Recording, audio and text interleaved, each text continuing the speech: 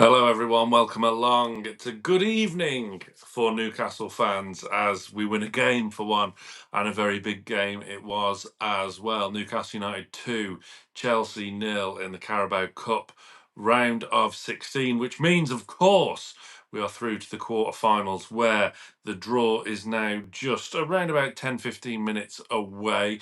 It's just finished on Sky's main live game this evening, where Tottenham have beaten Manchester City by 2 goals to 1. So there is some teams obviously still to avoid. By all means, as well, please smash the like, get your comments in, get your analysis in, because we will use these 15 minutes now to look into a bit more in depth into the game itself. I've already done a match reaction. You can watch that following this.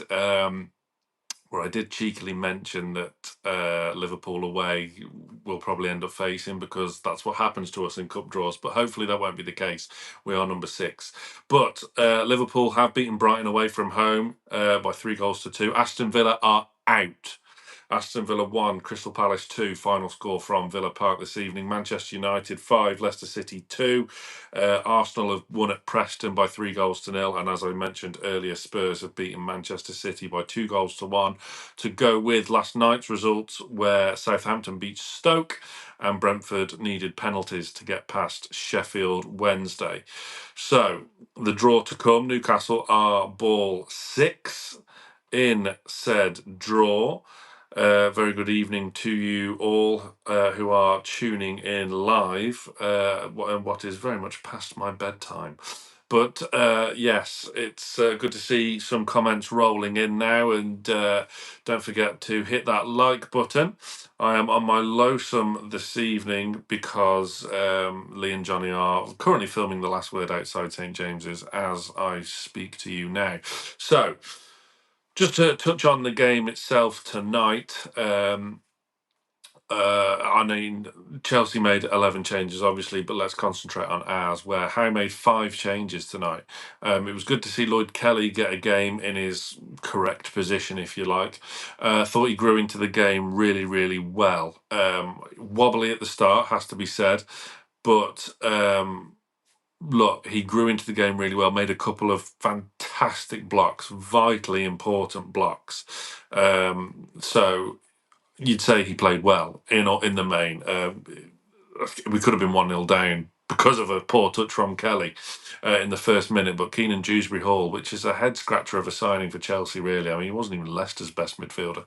But hey ho, it is what it is. They missed, and we go ahead.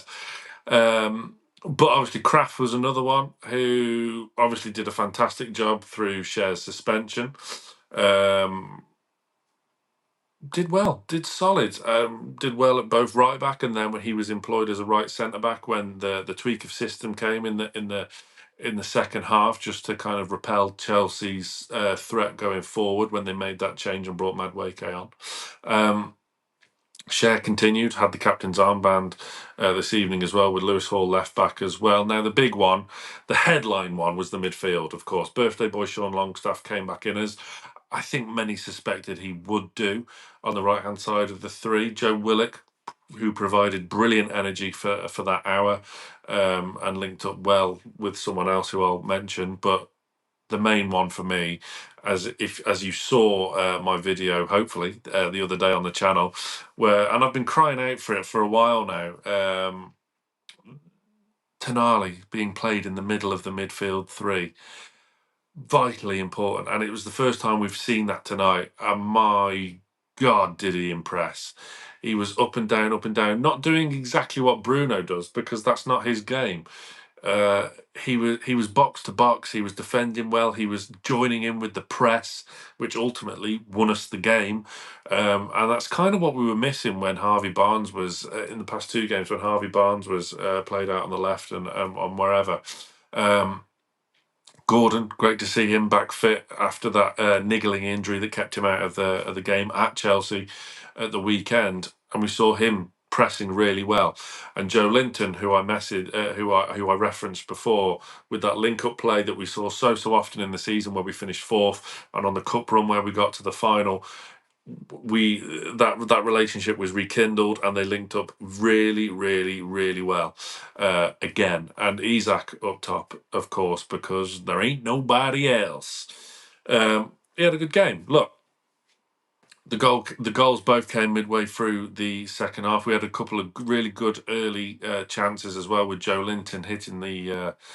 Well, he went wide, didn't he? The stream just blotched then. So the time of the draw, dear Thomas, is around about 10:30. But that is very much Sky being a law unto themselves. So around about 10 minutes or so, I reckon.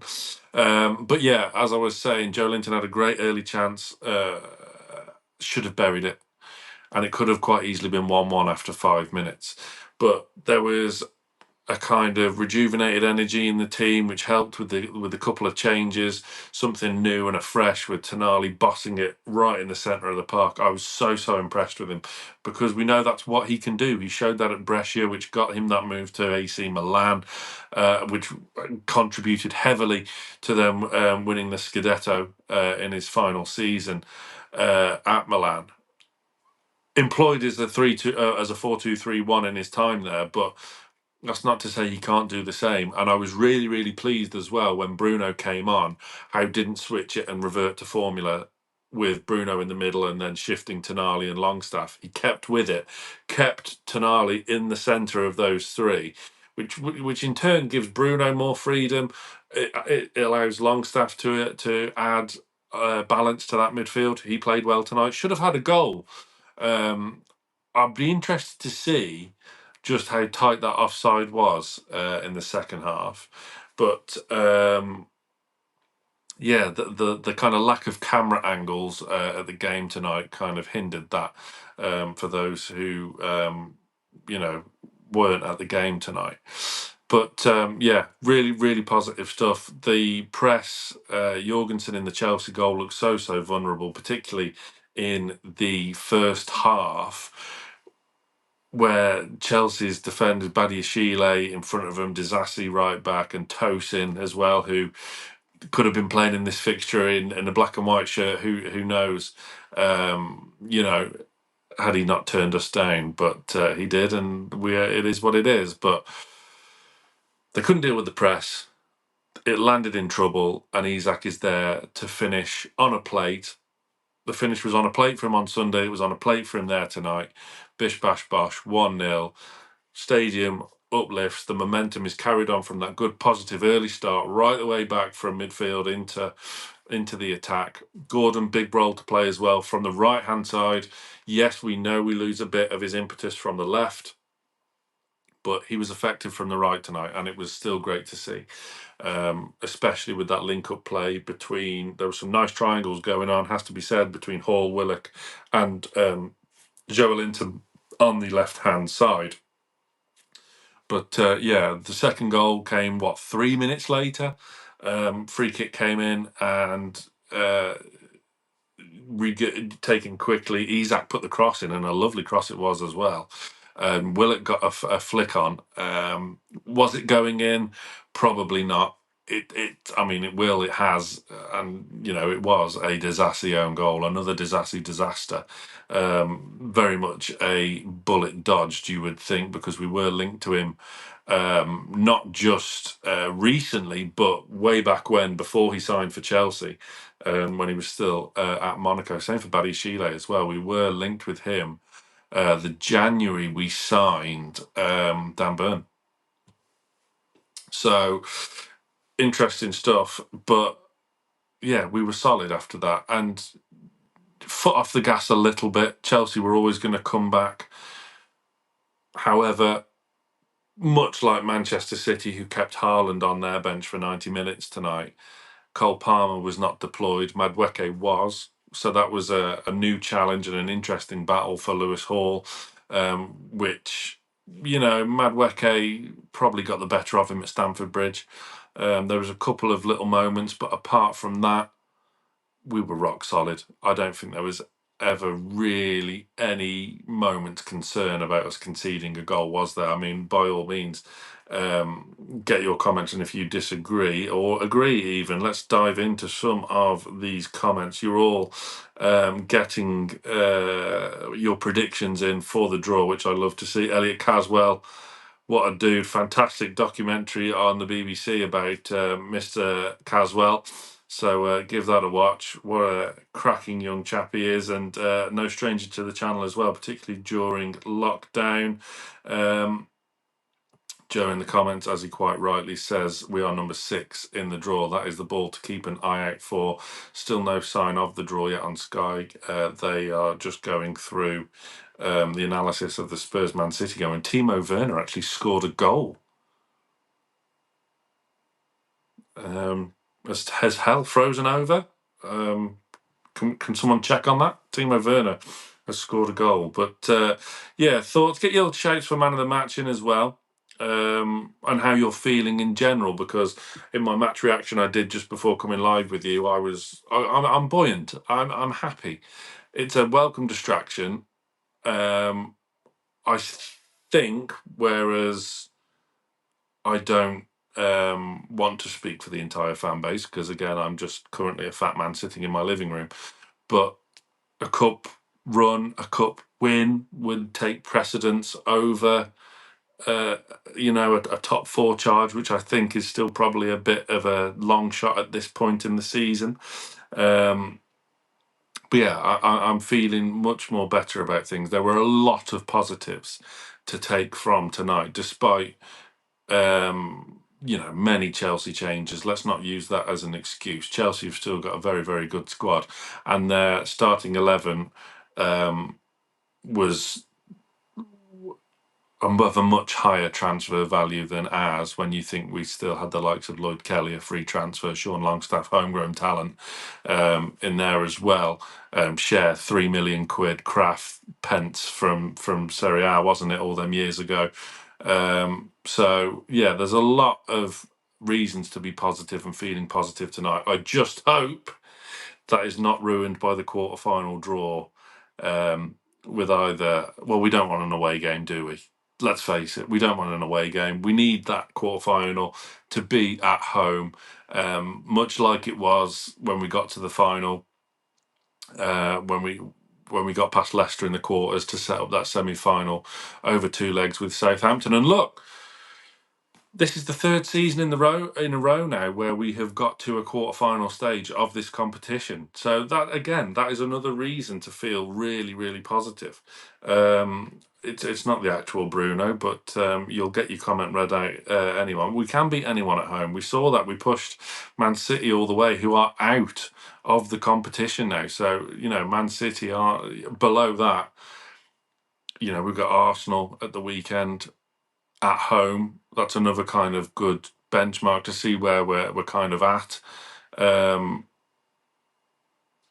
You don't want to be going to the Emirates in a cup tie situation. You don't really want to be going to Tottenham. At home, I'd take them every day of the week, particularly Spurs, but you don't want to be going to Anfield either. Do you really want to be heading to the south coast of a midweek evening for a quarter-final? I mean, look, you'd probably take the likes of Southampton away, maybe Brentford away as well. We'll talk a bit about Brian and Buemo as well very shortly, as we get towards cup draw time very shortly indeed. But yeah, Gary Ford, we don't need to fear anyone at home. Spot on. We don't.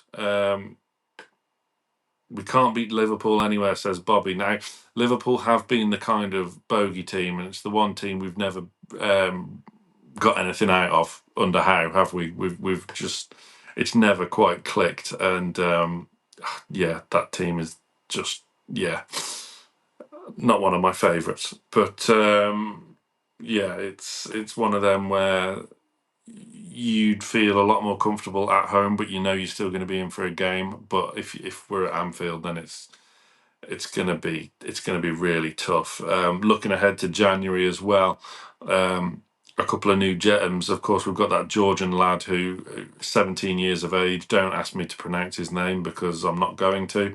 But yeah, that side takes is what they're there to be for. Our as fans, our main attention will always be focused on the big issues in the transfer window, which of course is right wing. Joe Linton was tried there in the second half, kind of did okay without setting the world alight. I wouldn't be starting him there on Saturday by any means. What I would be doing, and I think was quite interesting, that Bruno for Willock was a straight swap, as I mentioned before, and Bruno was on the left-hand side of the three, which I don't think he's ever been before. We know when he first signed, he was on the right-hand side of the three, which I would like to see him deployed a lot more often, and I would be sticking with Tonali down the middle. But you've got options. It was great to see Lewis Miley get a couple of minutes as well. He's beefed up, hasn't he? He's certainly put on some timber, but yeah, it's a lot of positives, isn't it? Who's your preferred option? A home draw against what? Southampton? Brentford? Southampton did us a favour in the season where we got to the final, didn't they? And taking out Manchester City and us getting them in the semis. But yeah, look, I don't want to be playing. I don't want to play in Liverpool. I don't want to play in Arsenal. Manchester United, new manager bounce incoming, you would say, so they're probably one to avoid at this stage. Although at home, I'd still fancy us. I really would. But it's just one of them. You look at our record in cup draws over previous seasons, and it doesn't fill you with confidence whatsoever. But look, anyone at home, and they're in for a game. Whoever they are, whether it's Arsenal, Liverpool, Man United, or Southampton, or whoever, it doesn't matter. Anyone at home, we can beat. Miley's been on the Joe Linton diet, says Joe. Let's see, Twixter 13. Hopefully, how can get everyone up and going now so we can kick on in the league. Yeah, 100% actually, because again, this is hopefully a corner turning moment, and we will see whether or not it is on Saturday, I suppose. It's not going to be 8 straight defeats in a row for how in all competitions. We do still need to sort out the league form. We know this.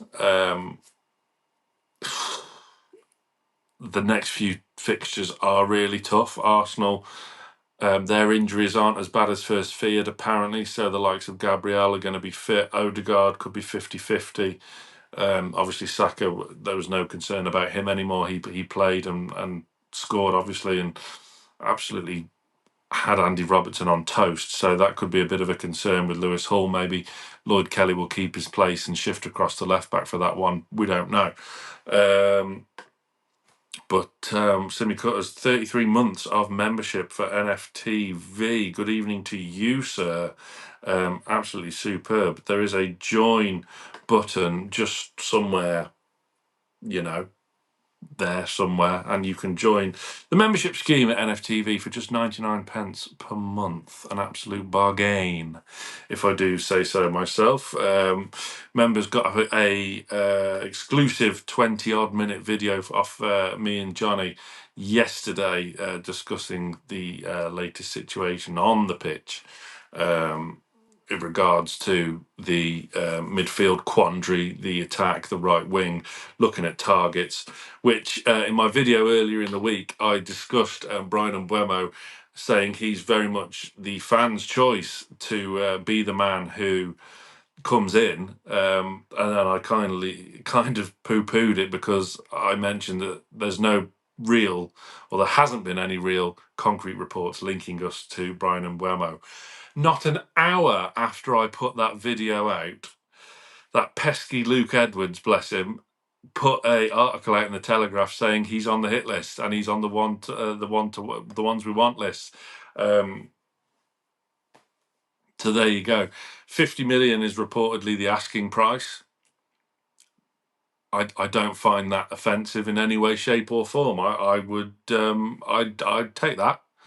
Obviously, when he was first linked, or when a large proportion of the fan base online, at least, the real calm, calculated people on Twitter, wanted Mbeumo, I was kind of a bit reticent at first over the idea. But look, you can't argue with his form in a Ivan Toney-less side. He keeps performing and doing really, really well. Who's to say he couldn't be our Sadio Mane or something like that?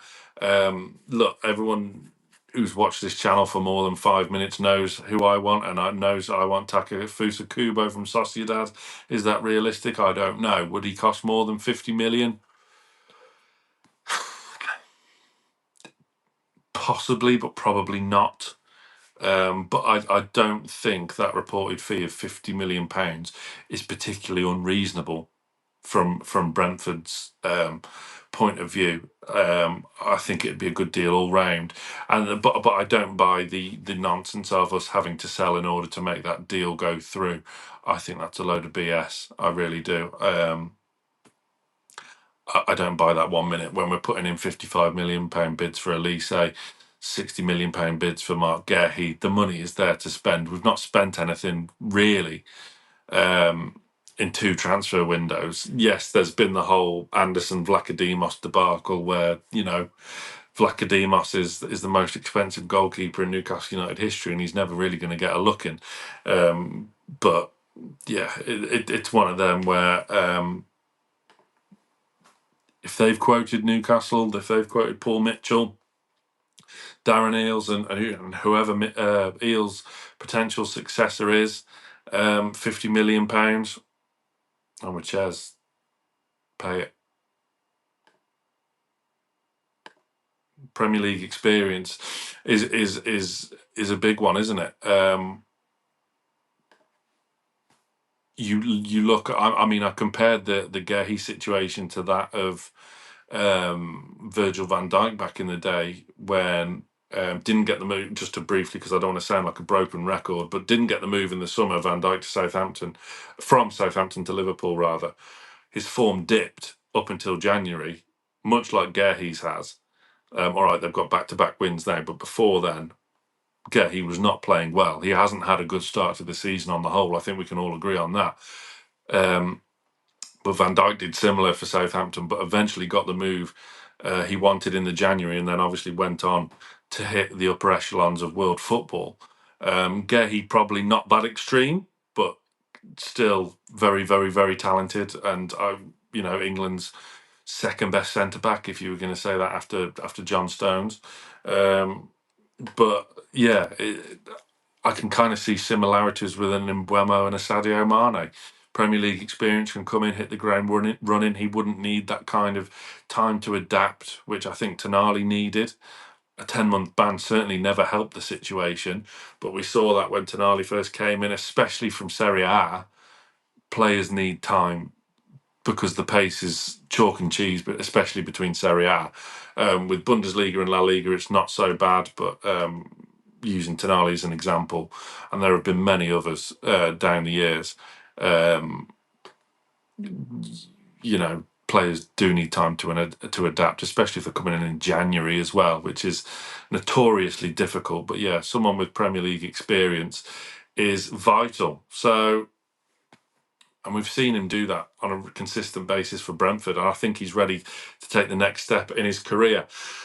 Quarter-final draw is imminent. Thank you very much for tuning in through that wonderful 24 minutes of waffle or analysis, whatever you want to call it. Brentford are ball number 1, Southampton are ball number 2, Crystal Palace number 3, Liverpool 4, Manchester United 5, Newcastle United are ball number 6, Arsenal number 7, Tottenham Hotspur number 8. Fingers crossed, everyone. Let's see how we go.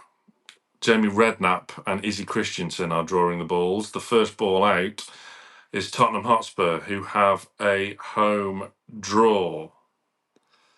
So, Tottenham will face Manchester United. So that's two teams avoided, really. Arsenal and Liverpool are the other ones that you would say you'd want to avoid at this stage of the competition, especially when we need a home draw. Arsenal will be at home, and they will be at home to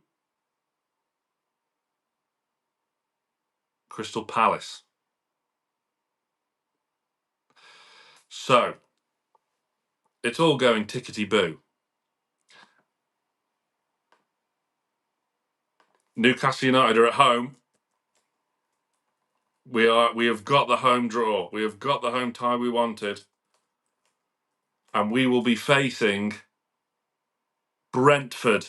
Newcastle versus Brentford in the quarter-final of the Carabao draw. We've got to be happy with that, haven't we? We've got to be happy with that. That is super. That's a great draw. To wrap up the draw as well, Southampton will be at home to Liverpool.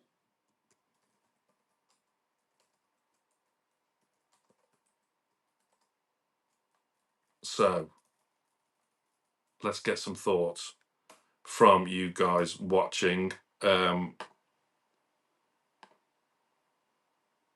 So just to confirm, it's a home draw. It's the home draw we all wanted, and that's a cracking result if we do say so ourselves. We've got a good record against Brentford. That's yeah, I'm chuffed with that. See, there's loads of reasons to be positive. Fantastic. Just to recap, and then the draw in full, and I will get you your reaction with the comments. Tottenham against Manchester United. Arsenal are at home to Crystal Palace. Newcastle will face Brentford, and Southampton are at home to Liverpool. Darren Cooper. Finally, a good draw. I mean, it is about time. I suppose we haven't had a real top quality cup draw since Sunderland away, I suppose. Easy work. This isn't easy work. There are no easy games. We've just been swooning over Brian and Mbeumo, and Brentford are still doing okay since the loss of a 20-goal a season striker in Ivan Toney. Will Waters will take that. Absolument. Chris Banks, there is a God. There are hundreds of them, but let's not get bogged down in that. Twigster's absolutely chuffed. Senchi is thanking people. Chaz, yes, there's the reaction you would expect. I'm absolutely just buzzing with that. That's great news, isn't it? We don't want to get ahead of ourselves. It's not a done deal, but look, even with the other games, Liverpool have got to go away. Yes, they're against Southampton, who, I'm not going to lie, I said this to my work colleagues the other week, but I think there's a real chance Southampton could challenge Derby County for the lowest points total ever in the Premier League. But you never know what team Liverpool will field there. Tottenham and Man United, one of those two won't make it through. Arsenal are probably going to beat Palace at home, aren't they? So, yeah, it's fantastic draw. Fantastic. I think it's close to ideal. Maybe the ideal draw would have been Southampton at home, but that's not a bad second, is it? So, brilliant. All buzzing with that. What could be better? So Wilson and Botman back by then. Don't know, Joe. If you're still watching, can you check the dates of when these games will be played, please? Botman is due back in December. And even then, after a big injury like an ACL, is he going to be rushed straight back in? No, he's going to be eased back in, isn't he? So fantastic. Shrey, you're on the case. Joe, you're second best, my friend. Not to me, but just for this. Games to be played week of December the 16th. So a lovely Christmas present that would be, hopefully, with a potential semi-final on our hands. Oh, is that Lee? Is that Lee? Are you home from the game already? Have you not got editing to do? Come on, mate. Got an Arsenal preview to go out tomorrow. Pull your finger out. I jest, of course. But yeah, Wilson, you would hope, would be back. Could be an ideal game or an ideal starting point at least for him to, again, because he's not had a full pre-season. Is he going to be chucked straight in at the deep end? I very, very much doubt it. Apologies for the cough. I've come down with a cold. Throughout the game, I didn't have it at kickoff tonight, but there you go. It's not Lee. It's Carl, I bet. I'll see you tomorrow, Carlos. But look, we are very much in this competition, aren't we? We are very, very much in this competition again. And we've got a real, real chance. We got so agonisingly close last season to get into the semi-finals where, do you know what I'm going to say? I think we were... Right, I'm going to say this, but then please don't take it out of context. But I think we were closer to winning the League Cup last season than what we actually were the season before in the final. Because to go out on penalties, then we would have got Borough over 2 legs, and then Liverpool under 23s in the final. I think that season was a huge, huge opportunity missed, it despite all the injuries and whatever. And especially how we played in the final, we kind of peaked Saturday night in Trafalgar Square, and we were just happy to be there. I think and we said at the time, look, if we can get back to a final within the next 2 or 3 years, and the kind of novelty has wore off, and we were all, the attitude of just being happy to be there has wore off, and we're there, we'd be winning it, and we ain't here to fuck around. So yeah, who knows? But look, great draw, great win tonight. Reasons to be cheerful at last. We've got some fantastic stuff coming up soon on Newcastle Fans TV. Thank you very much for watching. I'm going to keep it brief because the last thing you want to do is listen to my monologue over and over again for all evening. Look, what have we got coming up on the channel? Yes, so we'll have the last word out from St James's Park. That will be out in the morning, I think, or small hours anyway. We've got a preview with the fantastic for Arsenal at Home with the fantastic stand-up comedian Ian Stone. Me and Johnny had a brilliant half hour with him yesterday, so we've already pre-recorded that. Hello, Jonathan. How are you this evening? What a great draw and a great win. What a time to be alive. Keith Downey is on the last word. What more do you want for free? I mean, if you do want to pay 99p, again, the join button is there. But yeah, fantastic. We've got plenty of stuff coming up as well.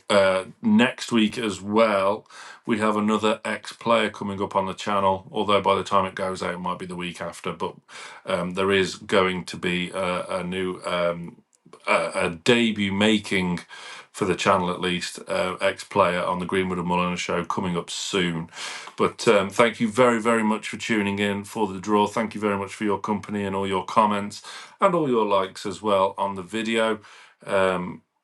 Enjoy the rest of what is left of the evening, and let's go into Arsenal at Home, early door kickoff on Saturday with some positivity again. I want to see Sandro stay in the middle of that 3. Thank you very much for watching, everyone.